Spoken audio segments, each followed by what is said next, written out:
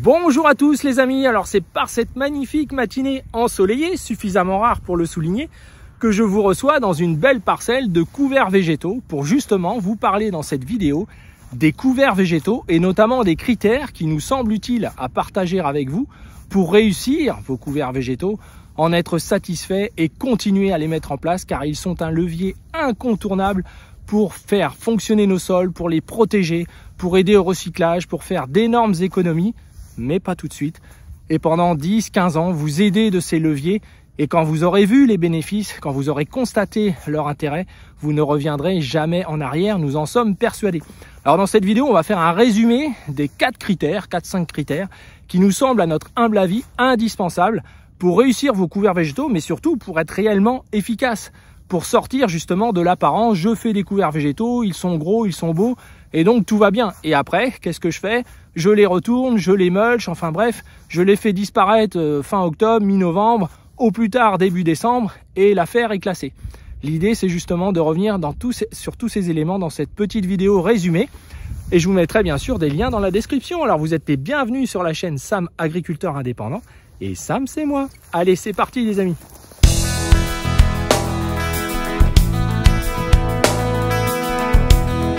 Alors cette vidéo sera assez courte dans l'idée de dégrossir les choses, de répéter à nouveau ce qui nous semble être les objectifs primordiaux des couverts végétaux, car en effet il ne s'agit pas simplement de les semer, il s'agit de les semer pour qu'ils fassent un rôle de construction, un rôle de protection, un rôle de recyclage, et ensuite que lorsqu'on va décider de les stopper, qu'on ne va pas avoir un phénomène inverse à tout le travail qui a été fait au préalable par les couverts végétaux.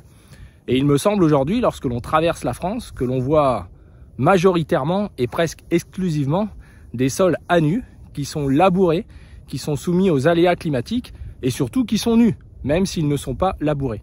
Et ça, c'est un vrai problème puisque si on revient aux origines du pourquoi on fait des couverts végétaux, en tout cas pour nous, chez Phytosol, c'est vraiment dans un rôle de protection avant tout, le recyclage arrivant en deuxième position. Et pourquoi le recyclage en deuxième position?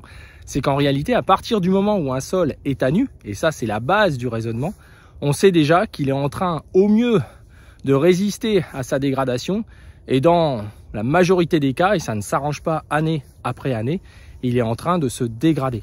La présence de plantes, à la limite quelle qu'elle soit, même des repousses de céréales, a déjà un rôle intéressant sur la protection du sol, sur l'échange qui va continuer de se faire entre le sol et les plantes, qui sont les seules solutions de protection des sols et surtout de l'entretien, de l'entraînement du sol. Car à la sortie de l'hiver, on va souvent lui demander de repartir comme si de rien, de faire que nos plantes que l'on va semer au printemps poussent rapidement. Et ça, c'est pas la réalité.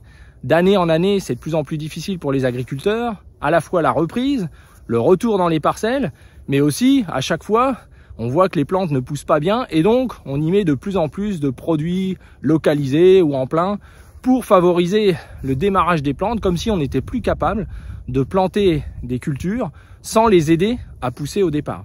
Alors il y a plein de raisons à ça, les semis de plus en plus précoces, etc. Mais malgré tout, pour nous, et c'est dans cette vidéo je voudrais y revenir, les couverts végétaux ont avant tout un rôle de protection. Et donc si on veut que ce rôle de protection soit efficace, il ne faut pas détruire ces couverts végétaux fin octobre, mi-novembre, ou qu'en ce moment il n'y ait plus de plantes en place. C'est absolument un non-sens. Si en plus, dans la destruction de ces couverts, on fait une opération qui reste négative, où en fait les plantes ont remonté des éléments fertilisants, des éléments très utiles pour le futur de nos sols, pour éviter qu'ils s'en aillent loin, et souvent hors d'atteinte parfois de nos racines de plantes, eh bien il ne faut pas aller ensuite mettre ces couverts végétaux remplis d'éléments dans des zones inférieures du sol, ce qu'on a cherché à faire au préalable en les remontant avec les couverts végétaux. Bref, c'est fort de ce constat que j'aimerais remettre quelques idées en place. Donc la première des choses, c'est que pour nous, les couverts végétaux ne doivent pas être semés précocement. C'est-à-dire que quand je dis précocement, c'est au cul de la moissonneuse-batteuse ou très rapidement derrière. Pourquoi? Parce qu'on obtient les couverts végétaux que vous avez à l'image, qui sont liés souvent à des dates restrictives départementales qui ne correspondent pas aux réalités justement de protection hivernale des couverts. Pourquoi ça ne correspond pas aux réalités de protection hivernale des couverts? Par la notion de destruction, le temps de présence obligatoire imposant des destructions trop tardives pour certains, notamment pour ceux qui ne s'occupent plus de la protection des plantes, mais qui veulent retourner, labourer, mulcher, etc., etc. Aujourd'hui, avec la PAC, on a la possibilité de choisir, entre guillemets, ces dates. Ça me semble être quelque chose vers lequel il faudrait tendre dans la défense des agriculteurs.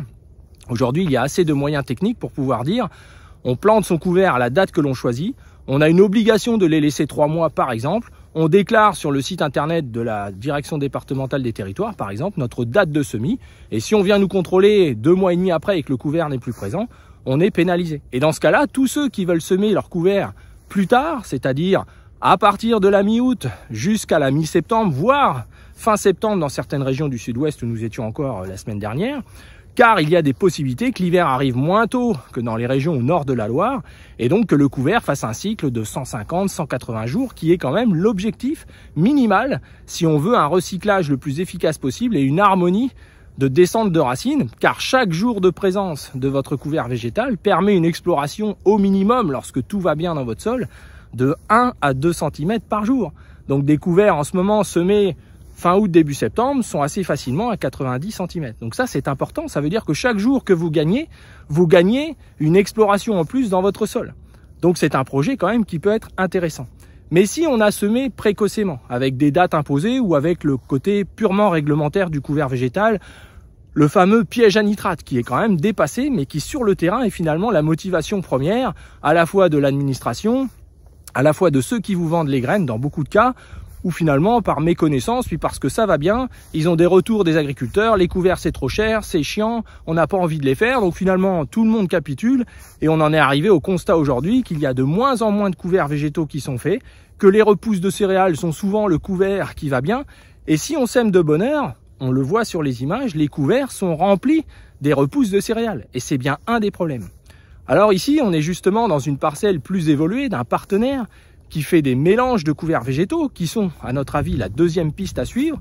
Ne pas semer trop tôt, avoir déjà les repousses des céréales et une évolution possible des pailles, qui vont mobiliser moins d'azote et permettre aux couverts de se développer à des périodes qui, je vous le rappelle, sont souvent assez difficiles. Pour les histoires d'humidité, etc., on l'a démontré plusieurs fois sur la chaîne, c'est pas la peine de nous inonder de commentaires, c'est pas possible, c'est une culture, donc on veut la faire pour la réussir. Et quand on la fait un peu plus tard, on la réussit souvent très bien, même si au niveau végétation, elle peut paraître un peu moins développée, ça c'est même sûr à chaque fois. On développe plus les couverts quand on les sème très tôt derrière la batteuse, mais on les détruit aussi très tôt, mi-octobre, fin octobre. Et me dites pas que vous allez ressemer un couvert, ça va correspondre à 1% peut-être des agriculteurs dans un pays, un rêve, a dream. C'est pas la réalité. Donc aujourd'hui, il faut réussir le couvert qu'on va investir 50-60 € et le mélange de couvert végétal est pour nous la deuxième des critères de réussite, le deuxième critère de réussite, car en associant les couverts végétaux, on associe des racines différentes. Et c'est ça qui va permettre une exploration plus complète du sol. Il y a des plantes comme le lin par exemple qui vont favoriser la microporosité. La facélie ici présente c'est la même chose, donc plutôt des travaux de surface, des plantes, des racines qui je vous le rappelle ne sont pas des forêts. Les racines sont uniquement là pour prendre le relais de macro-fissuration qui vont avoir été faites soit par des alternances soleil, sécheresse, humidité dans les sols les plus argileux. Vous rappelez aussi que les grosses fissures de retrait des argiles ne sont pas restructurantes, bien au contraire, elles assèchent le sol en profondeur, elles créent une fuite de la faune et de la flore, qui souvent n'est pas très présente dans nos sols agricoles, en tout cas majoritairement. Et donc c'est important de dire que ces racines sont un relais à un travail qu'il faudra faire pendant 10-15 ans pour mettre en place le futur de votre sol, son architecture verticale. Et là on en arrive par exemple à un moyen comme la fissuration qui vient prendre le relais par les couverts et qui, sans présence de plantes derrière, n'a aucun intérêt technique. C'est important de le dire. Si ce n'est de laisser les points naturels non travaillés qui sont pour nous un critère essentiel. Alors le deuxième critère, ce sont donc les mélanges. On va donc associer des plantes qui ont des rôles sur les microporosités de surface, d'autres qui vont être agressives en profondeur. Et souvent, les céréales sont les plantes les plus agressives en profondeur, celles qui auront leur enracinement le plus performant. Avoine, d'hiver, j'insiste, pour avoir un temps de présence suffisamment long. Les seigles, ça peut être des céréales présentes, mais c'est quand même dommage. On va essayer d'utiliser d'autres plantes que les nôtres. Donc il y avait l'éleusyne à un moment donné qu'on utilisait. Mais je pense qu'avec avoine et seigle, on a déjà deux plantes bien agressives, bien importantes. Et puis les légumineuses, qui sont ici présentes dans ce couvert, où là c'est une association de vesse, de gesse et de facélie. Si vous regardez d'ailleurs à l'intérieur de ce couvert, vous voyez qu'il est propre. Il est propre, pourquoi? Parce que l'agriculteur a justement fait cette méthode de semer plus tard, d'avoir un travail pour faire relever les mauvaises herbes. L'année dernière, il n'a pas eu besoin, avec les pluies d'après-été, il y a eu des relevés, et ça c'est important, on en parle souvent sur la chaîne, de laisser un peu l'alternance pluie-soleil pour que les pailles évoluent positivement. Et ensuite, on peut donc faire un couvert végétal qui ne va pas se ressalir et qui va bénéficier de périodes souvent un petit peu plus pluvieuses, des nuits un peu plus fraîches, comme on ferait un colza. On réussit extrêmement bien ces colzas à partir du 15-20 août. Il n'est pas nécessaire de s'exciter en amont dans beaucoup de régions de France. Alors on peut aller plus loin, semer plus tard, mais là dans ce cas-là, la présence de légumineuses est souvent moins conseillée. À partir du 10-15 septembre, dans beaucoup de régions, on peut aller un petit peu plus loin dans le sud. On l'a vu encore récemment avec des semis de févrole ou de Vesse et de Gesse qui ont vraiment eu un beau développement, mais parce que les gelées sont très très faibles dans beaucoup de régions, plutôt au sud. Donc ça, c'est vraiment cette histoire-là qui joue, car l'arrivée de l'hiver va évidemment participer à interrompre une grosse partie du couvert. Alors plus on va mélanger de plantes, plus ça va avoir un intérêt. Je vous mettrai un lien sur les vidéos pour les doses des plantes quand on les mélange. Mais en gros, plus on multiplie les plantes, 5-6 plantes, ça nous semble être un minimum. Ça coûte pas forcément plus cher, les légumineuses étant ce qu'il y a de plus coûteux. La production d'azote étant souvent très faible, ça aussi je vous mettrai des liens, on y reviendra. Donc voilà les deux critères pour nous importants, un semis pas trop précoce qui permet déjà avant la relevée d'éventuelles repousses de céréales, mais aussi de mauvaises graminées qui lèvent aujourd'hui toute l'année, pour avoir un couvert propre. Deuxième choix, les mélanges des graines. Et troisième critère important et qui correspond à la période d'aujourd'hui, c'est la destruction. Aujourd'hui, il nous semble aberrant de mulcher ces couverts végétaux en ce moment. Pour nous, c'est contre-productif et je vais vous expliquer pourquoi. Il nous semble inutile et dangereux d'ailleurs pour le sol de les labourer. On perd tout le bénéfice du travail qu'on a effectué en amont et je vais vous expliquer aussi pourquoi. Et puis, il peut être utile lorsqu'il y a salissement sous le couvert végétal, d'avoir une destruction plus précoce qu'on ne le ferait si le couvert végétal est propre. C'est le cas ici, le couvert végétal est propre, le projet derrière c'est de faire un maïs, donc forcément on a du temps. On peut donc laisser le couvert se développer. Dans beaucoup de régions, pour pas dire la majorité des régions de France, nous on conseille à nos partenaires une destruction avant la fin de l'année. Quand on dit destruction, c'est notamment un broyage, qui nous semble être la méthode aujourd'hui qui a le plus d'intérêt, mais il faut comprendre pourquoi elle a plus d'intérêt. Car on a beaucoup de gens qui, par exemple, vont rouler leurs couverts végétaux. Pour nous, ça n'a aucun intérêt technique, puisqu'en fait, on va coucher le végétal, lorsqu'il est suffisamment développé, sur le sol. On va donc empêcher d'atteindre les graminées qu'il y a en dessous, mais si le sol est propre, pourquoi pas? L'inconvénient, c'est si le sol est sale et qu'il a besoin d'une gestion chimique pour détruire les graminées, qui, je vous le rappelle, sont un danger, qui compliquera les choses au printemps lors de la reprise et on se doit d'avoir ces graminées mortes pour nous, hein, toujours pareil, au moment du semis. Donc voilà, donc le troisième critère, c'est la présence de graminées qui va pousser à une destruction plus précoce qu'on ne le ferait. Plus on va laisser le couvert aller loin, plus déjà psychologiquement, bon nombre d'entre vous vont passer un hiver, souvent il y en a, c'est très compliqué pour eux d'avoir cette présence de plantes et comment je vais faire, etc. Et c'est là que vous rentrez dans le schéma. Comme derrière une moissonneuse-batteuse, vous allez mulcher parce qu'il y a des chardons ou des vivaces, alors que c'est une erreur technique, et bien là, c'est la même chose. Mulcher un couvert végétal, qui est un mode de destruction, est pour nous une erreur technique. Pourquoi? Parce qu'on va mettre en fermentation des éléments solubles majoritairement. Si vous avez bien fait votre mélange, vous allez avoir une ration équilibrée entre des éléments solubles et d'autres qui le sont moins. C'est tout l'intérêt dans votre sol. Mais si vous voulez que vos ouvriers, année après année, progressent, eh bien, c'est une bonne période pour leur redonner à manger.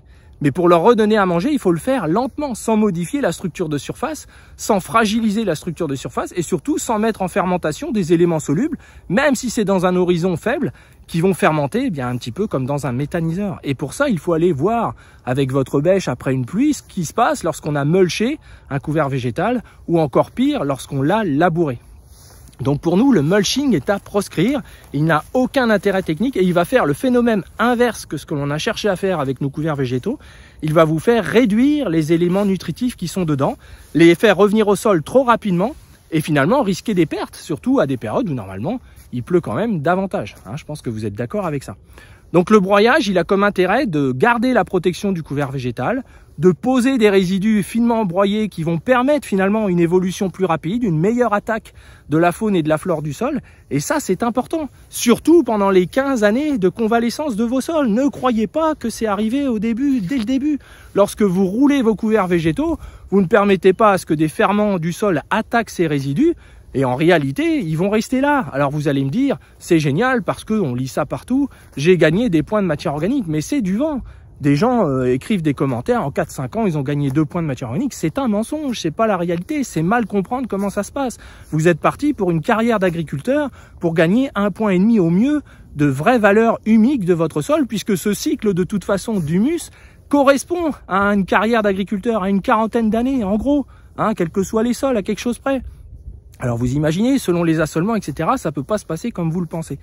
Donc les amis, la destruction des couverts végétaux, s'il vous plaît, essayez de ne pas les mulcher, en tout cas pas avant le mois de février, pour des semis précoces, comme des orges de printemps, etc. D'ailleurs, souvent, ce sont des cultures qui ne nécessitent pas de mulching, si en amont, vous avez fait une préparation digne d'une culture.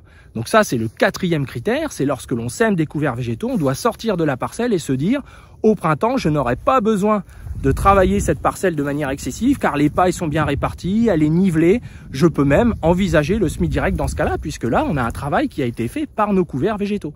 En général, 2 passages d'outils, semis inclus, c'est souvent ce que l'on peut faire partout. Et au printemps, on revient pour un semis soit direct, avec les inconvénients inhérents au semis direct, une lenteur de démarrage, parfois des pertes de production, on en a déjà parlé, mais pour certaines cultures comme des céréales, type orge de printemps, c'est parfois ce que font des laboureurs, c'est la rare culture pour laquelle ils travaillent peu ou pas le sol. Alors, vous allez me dire, oui, mais alors chez nous, comment on va rentrer dans les parcelles si on n'y touche pas avant, etc. Écoutez, ça aussi, c'est un mensonge, c'est une facilité des gens qui vous entourent à vous encourager à faire ça. C'est un non-sens puisqu'on balaye tout ce que les couverts végétaux ont fait. Ils sont là depuis 4 mois, ils ont fait forcément un meilleur travail que vous ne ferez jamais. Vous allez les mulcher à une période négative, vous allez ensuite pas pouvoir retourner dans les champs, ça va vous laisser une ambiance grasse, surtout si vous avez des radis dans votre couvert, si vous avez beaucoup de produits solubles. Voilà, l'excès dans un sol, c'est l'excès de produits solubles. Hein. Certains intervenants vous parlent du danger des nitrates, qu'il ne faut pas mettre de nitrates, n'en déplaise, c'est la rare forme absorbée par les plantes, mais dans ce cas-là, l'intervenant a raison, c'est qu'en réalité, l'excès de produits solubles, on va considérer que les nitrates c'est le cas, sont négatifs pour nos sols. Ça c'est clair. Ils entraînent des fermentations, ils excitent un monde petit, qui sont les bactéries, au détriment d'autres qui sont plutôt dans la flore du sol, qui ont un rôle très important sur l'humification. Et on ne peut pas avoir les deux, les amis, si on accélère trop vite les choses. Et l'objectif, c'est d'avoir cet équilibre entre bactéries, champignons, nos insectes, nos vers anéciques, qui ne retraverseront pas, par exemple, des zones mulchées, hein, puisqu'on va rentrer dans une forme d'acidification de surface. On en a déjà parlé, je vous mettrai un lien en vidéo. Mais quelque part, c'est très important de le comprendre. Et si vous laissez une bande non travaillée, vous allez constater par vous-même, et je ne peux pas croire qu'un agriculteur qui constate, au détriment de tous ceux qui ne cherchent pas à constater, que vous n'allez pas voir les choses aller dans le bon sens. Quand on a un couvert propre comme ça, hein, il est clair qu'au printemps, lorsqu'il va être broyé, peut-être fin janvier ou mi-février, eh bien rapidement, déjà les roues éventuelles vont être retraversées. Là, il a fait -7 ce matin, mais l'agriculteur, c'est pour du maïs, donc il prend le temps de ne pas broyer en ce moment. Il a raison, hein, il va en plus mettre du fumier, certainement, au printemps.